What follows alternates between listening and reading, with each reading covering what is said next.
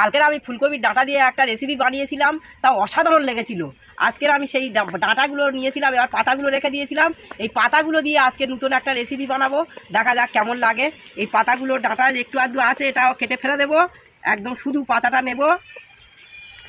আপনারা ডাঁটা বাদ দিয়ে শুধু পাতাগুলো নেবেন, আমিও ঠিক এইভাবে নিচ্ছি।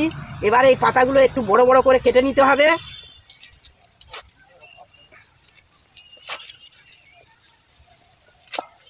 আমি তো রান্নাঘরে চলে এসেছি, আমার উনুন ধরে গেছে। আমি কড়াটা এবার বসিয়ে দেব।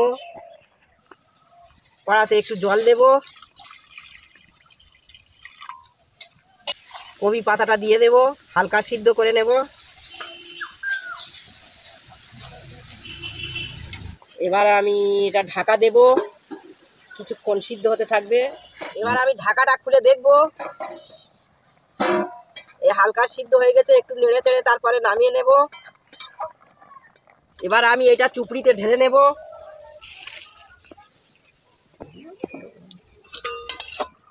জলটা ভালো করে ঝরিয়ে নেব, এখন একটু ঠান্ডা হবে, তারপরে শিলনোড়ায় পেস্ট করে চাপিয়ে দিচ্ছি। এবার কড়াতে খানিকটা সরিষার তেল দিচ্ছি, কারণ এই সরিষা তেলেই এটা খেতে টেস্টি হয়। এটা ফুলকপির পাতার ভর্তা বানাবো। দুটো শুকনো লঙ্কা,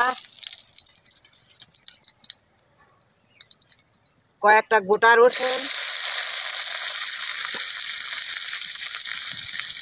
একটুখানি কালো জিরে,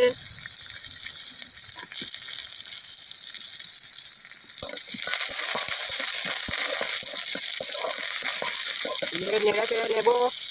লঙ্কাটা কালো কালো হয়ে যাবে। খানিকটা কোচা পেঁয়াজ, এটা আমার ভাজা হয়ে গেছে। এবার এটা নামিয়ে ঢেলে নেব। আবার কড়াটা চাপিয়ে দিলাম, আবার একটুখানি তেল দিলাম, কিছু মটরশুঁটি ভেজে নেব।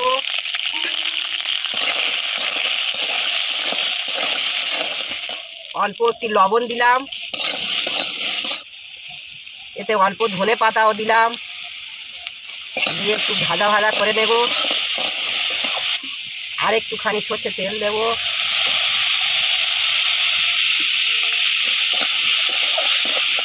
কিছুটা টমেটো কুচি দিলাম,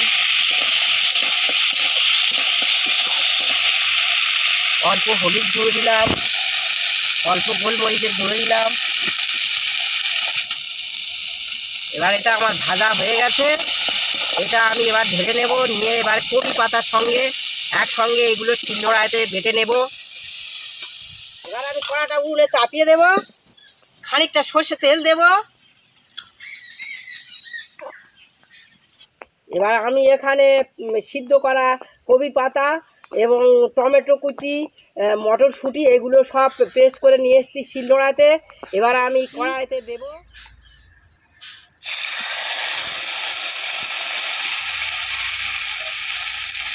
এখানে স্বাদ মতো লবণ এবং চিনি দেব।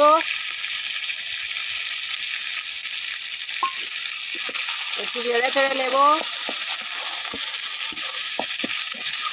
এবার জল টোকা দেব, দিয়ে একটু নেড়ে দেব, ততক্ষণ একটু সিদ্ধ হোক। এবার আমি আর একটু কাঁচা সর্ষে তেল ওর উপরে ছড়িয়ে দেব। এবার আমি এটা নামিয়ে নেব, আমার রেডি হয়ে গেছে।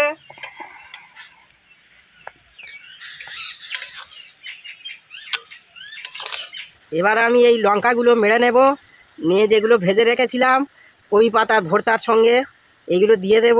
এই রসুনগুলো কি সুন্দর সিদ্ধ হয়ে গেছে, ভাজা রসুন, পেঁয়াজ কুচি এবং ভাজা লঙ্কা কালো জিরে দিয়ে ভেজে নিয়েছিলাম। দেখুন কি সুন্দর কি সুন্দর হয়েছে, আমার সব সিদ্ধ হয়ে কি সুন্দর হয়ে গেছে, খুব সুন্দর লাগবে এর সঙ্গে দিলে। এবারে এতে দিয়ে দেব, দিয়ে মাখিয়ে নেব। সেন্ট ছুটেছে, খেতে খুব টেস্টি হবে অবশ্য। মা, মা আজকে এটা কি বানিয়েছো? আরে বাবা, এটা ফুলকপির পাতার ভর্তা। ফুলকপির পাতা খায়? খেয়ে দেখ না। হ্যাঁ, তোমার শুধু আলসল রান্না, সেই আলসল, এই আলসলটা খেয়ে দেখ। আলসলটা খেয়ে দেখ। এই সেই সেদিনকে বানালে ফুলকপির ডাঁটার চচ্চড়ি, আবার ফুলকপির পাতার ভর্তা, ডাঁটার চচ্চড়িটা যদি ভালো লেগেছিল। খেয়ে দেখ কেমন লাগে। আচ্ছা,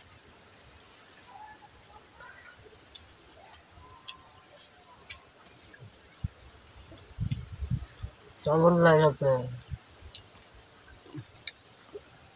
এত সুন্দর লেগেছে কিছু বলার নেই। ফুলকপির ডাঁটার চচ্চড়ি সেদিনকে মানে বলেছিলাম যে সব থেকে হায়েস্ট, সব থেকে সেরা। এ তো তার থেকেও হায়েস্ট। এ খেলে মাছ, মাংস, চিংড়ি মাছের মালাইকারি কিছু প্রয়োজন পড়বে না। খুব সুন্দর লেগেছে, এত সুন্দর লেগেছে কিছু বলার নেই। তবে তুই খালি আমার বকিস, আলু শোল রান্না করো। তোমরা বানিয়ে খেয়ে দেখবে, ভালো লাগলে চ্যানেলটিকে সাবস্ক্রাইব করে দেবে। এটুকুই, ধন্যবাদ।